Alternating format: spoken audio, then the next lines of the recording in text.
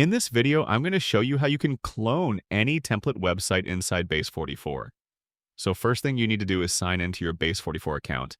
And once you're on your main dashboard, just scroll down a little bit. Under your own apps, you'll see a whole list of public templates created by other users. These are real apps you can clone and customize however you want.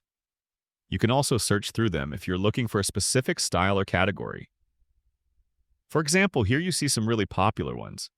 This one has over 5,000 clones, so a lot of people are using it. And if you like a design, you can click on View Details to see more information, to open it in a new tab and preview the live version.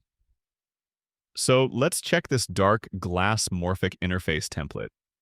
As you can see, it looks really clean and modern, and you can use it as a starting point instead of building everything from scratch. Now to clone it, just go back to Base44, click on Clone App, and Base44 will instantly duplicate the whole project into your workspace.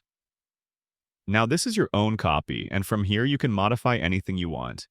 For example, you can change the color scheme, update the text, add pages, and basically build your product using this design as a base.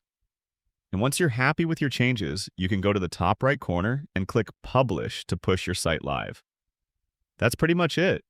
Super easy way to start fast instead of designing everything manually.